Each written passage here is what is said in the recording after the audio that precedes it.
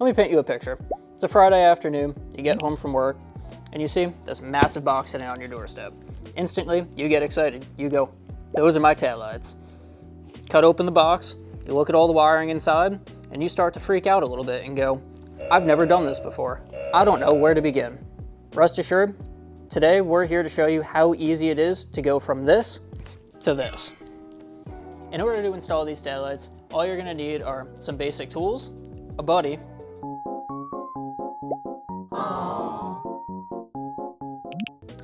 and some patience.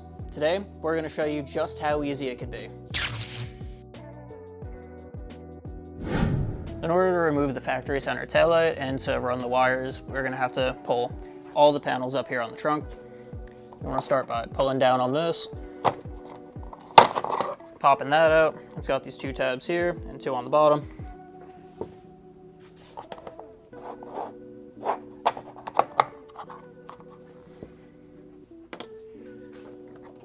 From there, you normally just get your hands in there and give it a pull.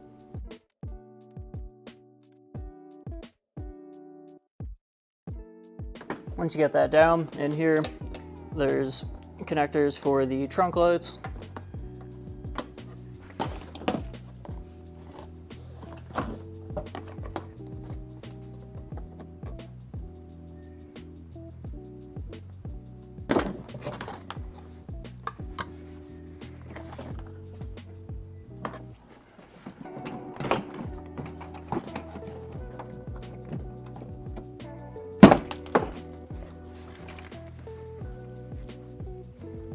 Once you got that panel off, you want to go and pull this one here so you can access where the wires come into the trunk.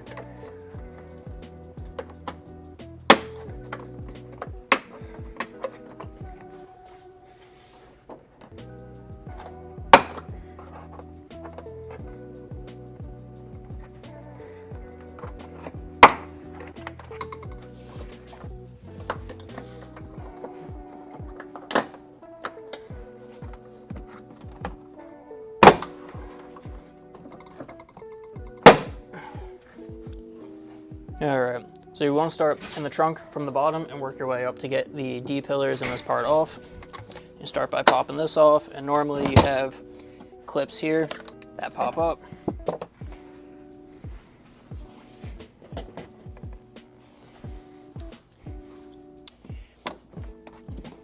After that, I'm going to just pull this guy up. And if you look in here, there's going to be two 10mm bolts and two clips here that'll allow this whole cargo area to come out.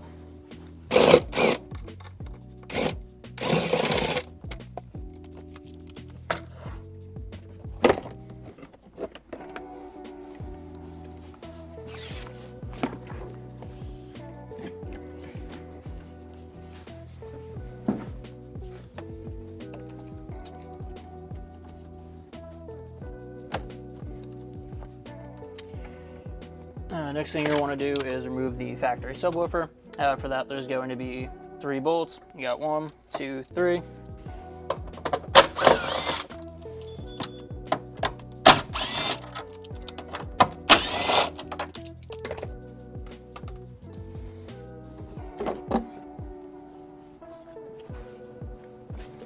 Gotta pop this piece off. There's just a few clips on there. And up here you got more of those clips that don't want to go.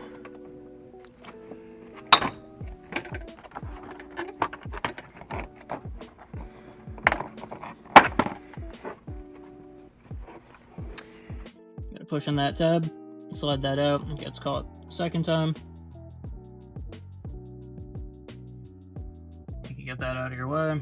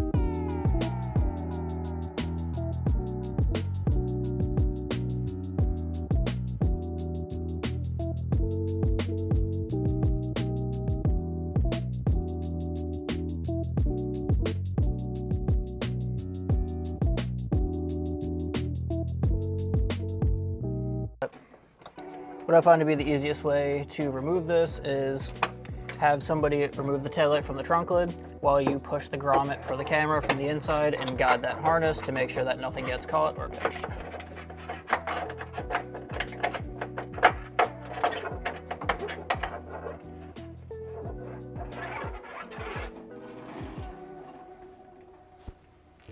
We're good. To get the outer tails out, all you're gonna do is pop these two clips here. Why is that thing fighting me so bad? Okay. In order to pop the taillight out, what I find easiest is push on the center section here to create a gap over here and get a thin plastic trim tool in. Once you got that in, very gently give it a little force and it'll pop right out.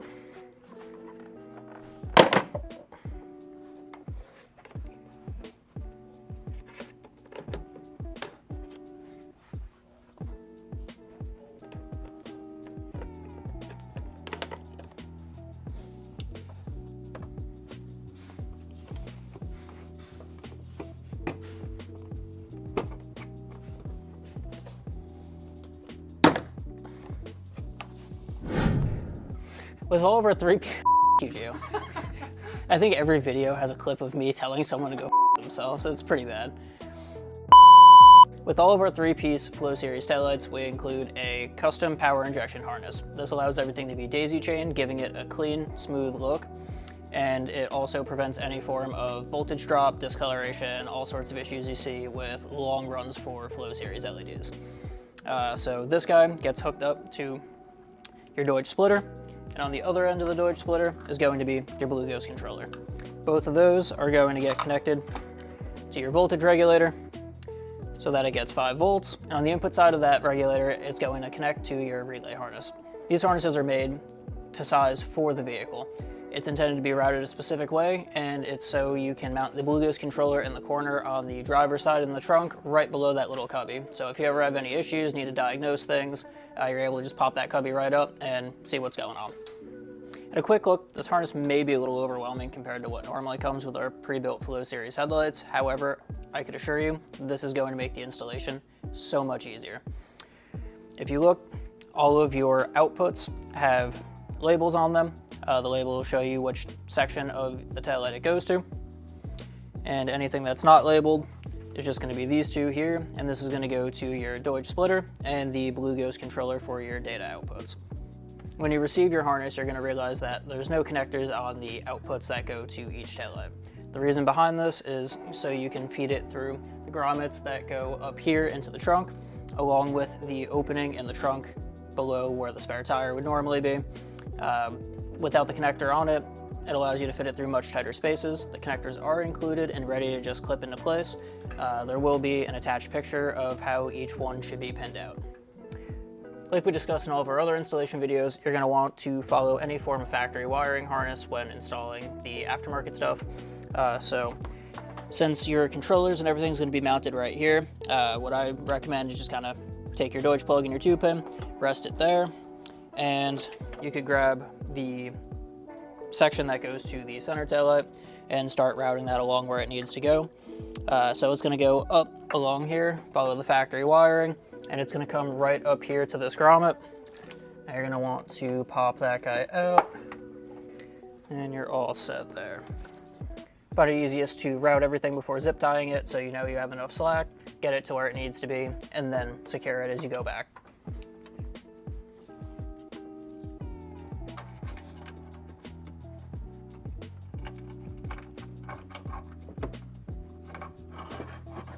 Easiest way to get wires through a grommet like this is grab a somewhat thick zip tie, feed it through,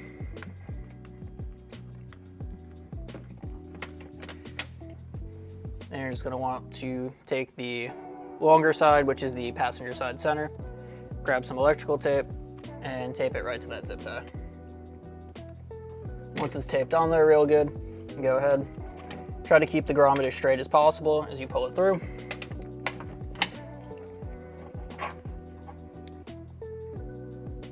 And what I would advise doing is take your driver's side center, tape that to the harness itself, That way the pins don't get bent or caught. And once you're through, you're good to remove all the tape.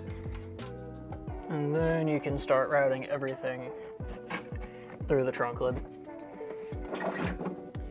And it's also important to keep in mind when you're running these wires, since there are no connectors on it and there's just bare pins, you want to make sure that nothing is connected to the harness.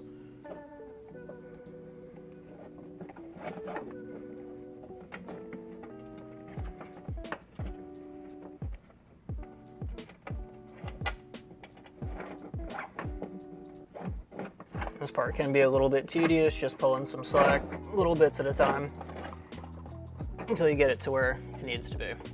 You're going to want to run it along the factory harness here, and the connector for your driver's side center could end right around here, so we could pull some of that back through. Alright, so once you got your length, you're good to put the grommet right back.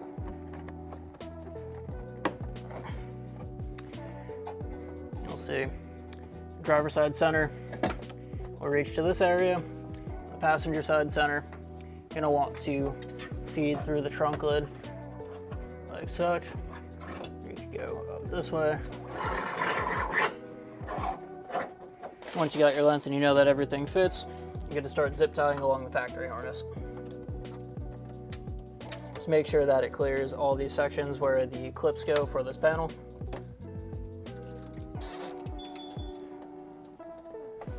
If you want to play it safe, you can keep it on the other side.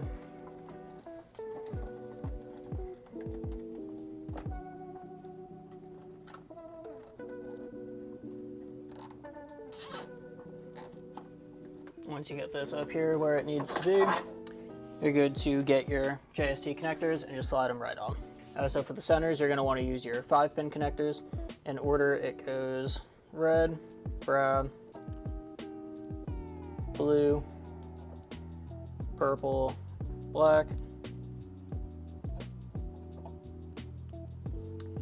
and on these you want the tabs on the pins to stick up towards this little clip.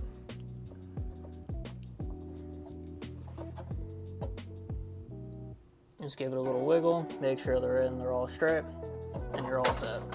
Now if your pins do end up getting a little bent like this one did during installation, as long as it's not severely damaged, you're good to just bend it back. Again, more tape is better just to play it safe so that does not happen.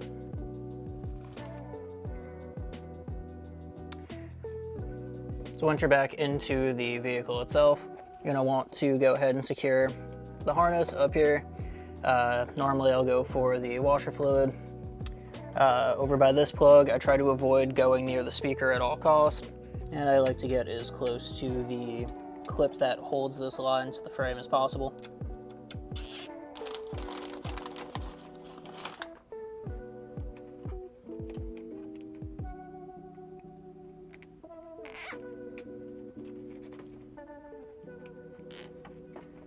So after that, you're gonna want to make sure this guy will reach over in this cubby area, and you're gonna take the section of the harness that would go to your outer taillights.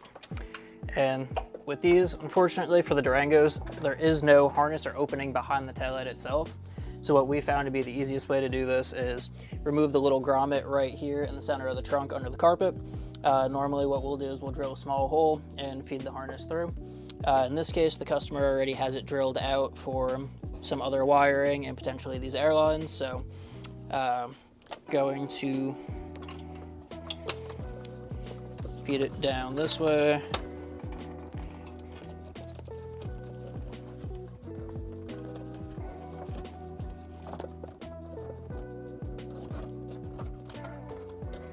Right along there, up here through the center. Normally I'll put my last zip tie right around here in line with the latch for the trunk.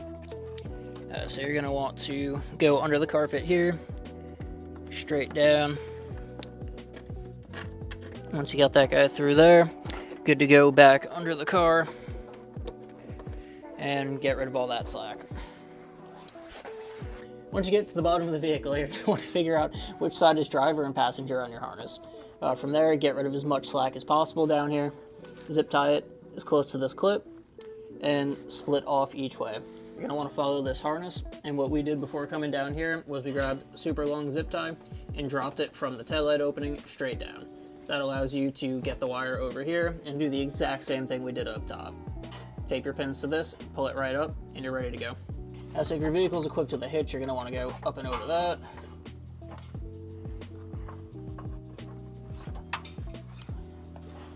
Get the harness dropped down by the exhaust.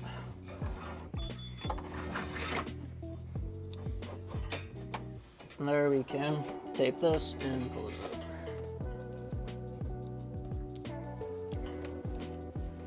Now what's important about routing this harness is whenever you do it, you want to get the wires to where they need to be prior to securing anything, and you want to start from the light and work your way towards the inside of the vehicle to ensure there's enough slack.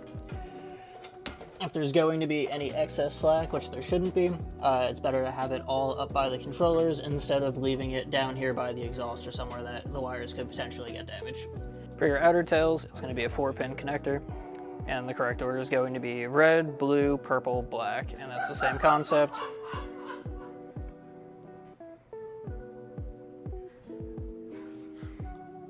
I have nothing nice to say about that laugh.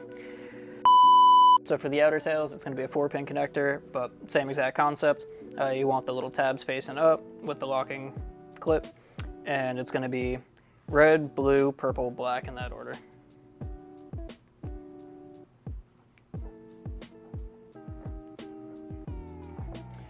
What I like to do for that is push some of that slack back down, and I zip tie it along the factory plug.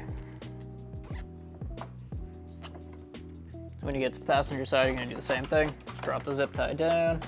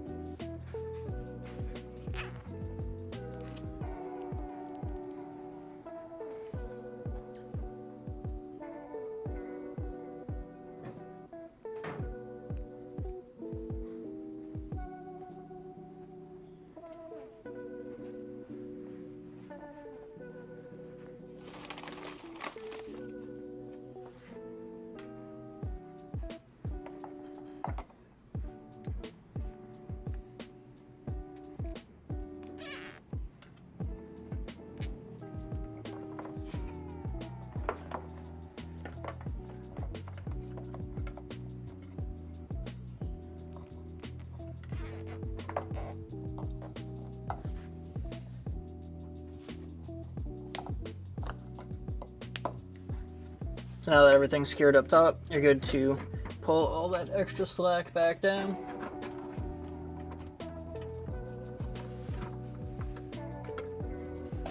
And grab your zip ties, hook it up to this factory harness.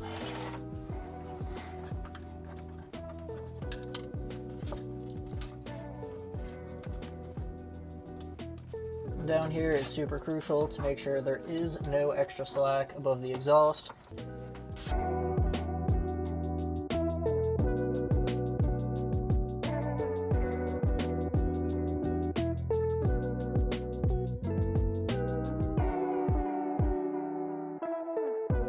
And that's all you gotta do from under the vehicle. So before you go and install your new Flow Series taillights, you're gonna have to go and remove the factory backup camera. It's 2 T10 screws.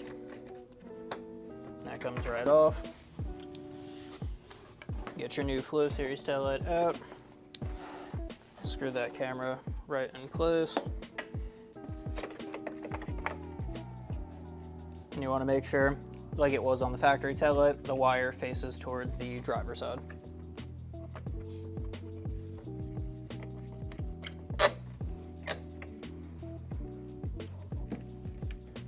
The last thing you got to do before you install the center tail is remove the reverse bulbs from the driver's side of the housing. Take this harness and make sure it all goes through the passenger side opening. And then you need to make sure that the camera plug goes through the opening and the grommet clips back into place. So you're going to want to get a friend, hold down the trunk for you, feed that through.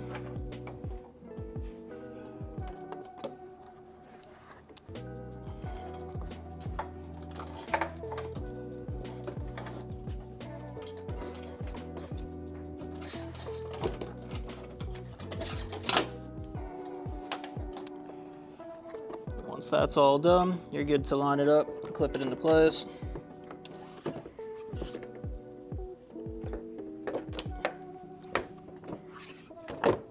Alright, so when tightening the taillight, I always start in the center and kind of work my way out and just go little bits at a time.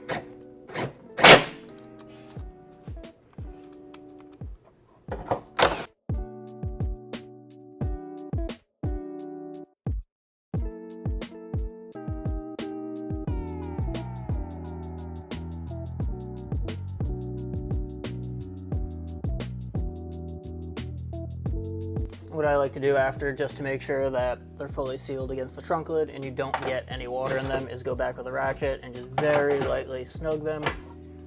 You don't want to crank it and break those studs off, but you can normally get just a little bit more on them. Once those are all tight, good to plug in factory connector. Good hook up your 5-pin for the flow series. You want to make sure that there's no tension on this and it can move freely.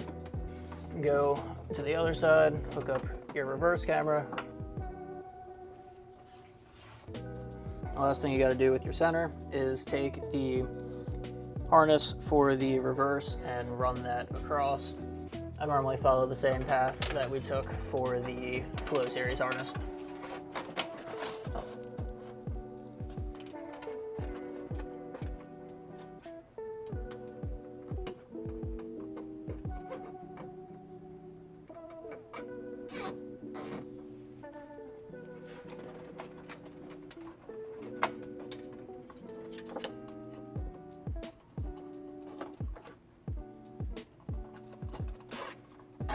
So on the outer tails, since this is exposed to water, dirt, all that stuff, we recommend putting just a little dab of dielectric grease inside of the 4-pin JST for the flow series harness. Doesn't need to be anything crazy.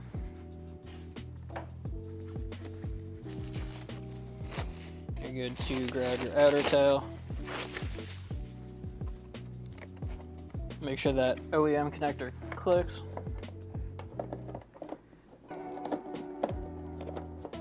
Any excess wiring could rest down in the opening.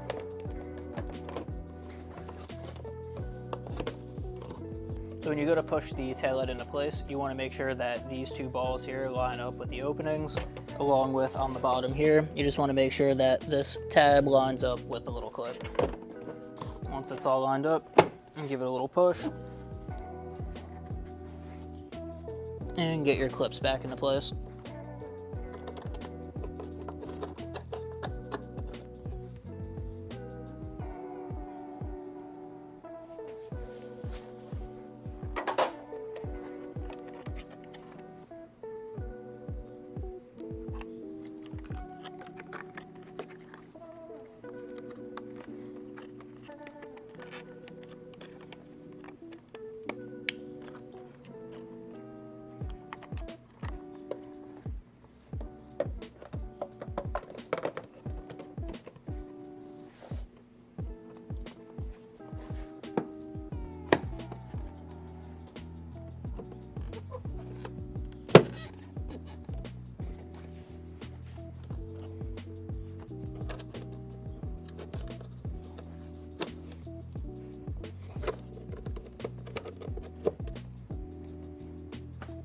Now that your Flow Series harness is fully ran, the next step is going to be hooking up the Blue Ghost and the Flow Series harness to the 2-pin Dodge splitter.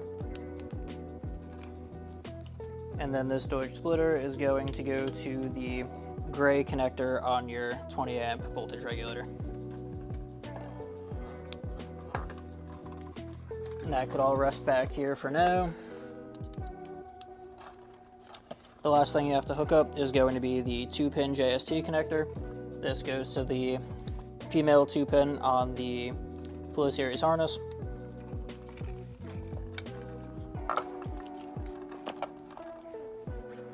That's almost everything you need to get your taillights running and tested.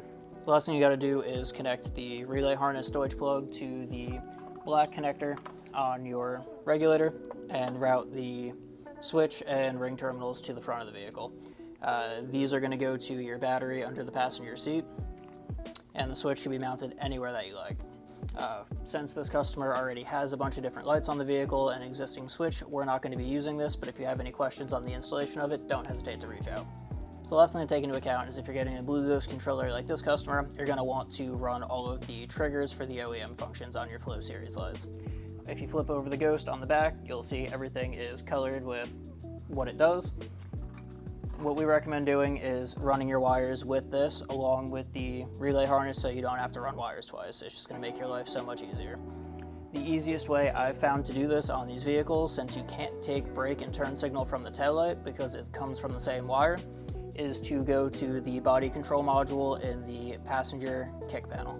If you're running the OEM functions on your Blue Ghost controller, you can refer to this diagram here that will tell you what pin number and wire color at the BCM you need to tap for each function. Although I typically try to avoid using these T-taps at all costs, I do feel like this is a great use for them. There's very minimal space working in the passenger footwell, and I don't like to cut wires too close to the connector, so I feel like this is a very safe option in case if you decide to revert your installation at any point in the future. All you do is you find your wire on the BCM, put it on the insulation, squeeze it, crimp your male spade connector onto the wire that you're tapping in, and it plugs right in on the backside. So once that's down and out of the way, you're looking for pin 13. So what I find to be the easiest way to get this is, because there's no room to get both hands up, I use one finger to push in this little locking tab here, while using a flathead to push the lever from the bottom. That'll release the connector from the BCM. So another big tip is when you're putting the connector back into the BCM, make sure that push it, make contact, and then push this lever all the way forward before pulling it back in. If you don't do that, it's not going to actually grab and lock into place, and you're going to have all sorts of issues. If you look right here on the back of the connector, you'll see it actually shows you the pin number. So right here is pin 13, and if you flip it over, it is a white and beige wire, which matches what the schematic shows. So we're good to go ahead and crimp on our little T-tap. And that is the right front turn signal, so for the right rear we have an orange wire. That right turn signal connection is the only one we need to make at connector C1 or A, so we're good to put that back up and move on to the next one, which is going to be connector C4, which is all the way on the top right. If you decide that you don't want to make your connections at the BCM, you do have other options here. You could take the brake signal from your third brake light. You could take the right and left turn signal from the headlamp itself. You could take reverse from the taillight, and then parking you could also take from the taillight. To me, I think it's easier just to have everything all go into one spot, so I like going straight to the BCM. Alright, so now that we have the yellow wire tapped to the front left turn signal, we're going to connector C5, and that is going to be pin 3 for left backup, and it's a white dark green wire. So that connector is going to be on the left side in the middle row, and that one is extremely accessible. Once you get the top two done, it's nice and easy. So you got to grab that black connector right there on the left, and just push in the tab, slide that up, it pops right out. I find it easiest if you pull it out the bottom there, give yourself a little bit more room, and like we did with all the others, flip it over and look, and they got everything labeled on the connector there. If you take a look, there's pin 1, 2, 3, next to 4, flip it over, and there it is, the white and dark green. And for reverse, we're going to go ahead and connect the white wire from our Blue Ghost trigger. And with this connector here, this is a great one for me to show exactly what I was referring to with the locking lever. So if it's not all the way forward like that, So say it's back ever so slightly, and you go to put it in the BCM, it's not going to actually lock into place. You want to push it forward, push that tab all the way up, and then pull it down, and just wiggle it to make sure that it's not coming out.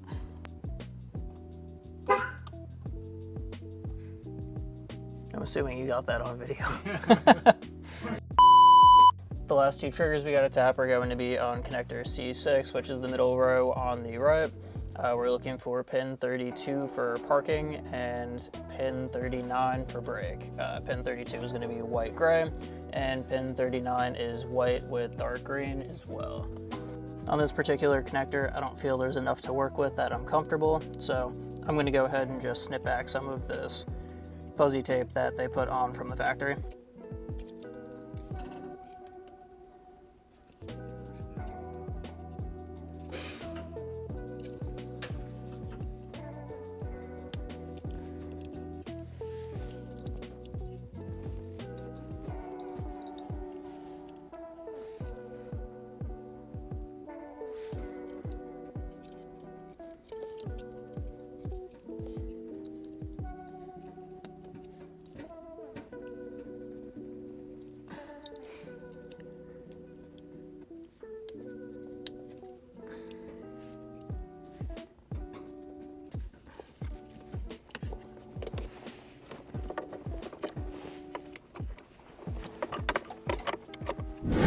Once you're done with all the wiring, you're going to want to go and test everything prior to putting the vehicle back together. So the first thing is open up your Blue Ghost or Moto Auto app, depending on the controller that you selected, and set it to your favorite pattern.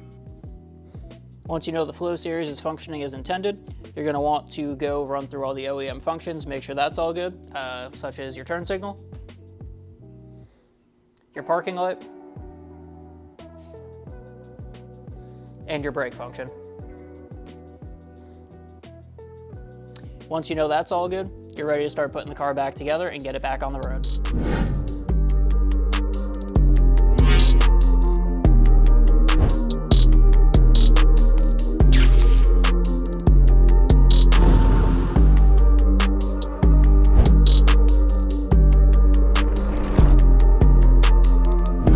Thank you for watching. If you still have any questions regarding your Durango taillight installation, don't hesitate to reach out. If you found this video helpful, make sure to like, comment, and subscribe. See you next time.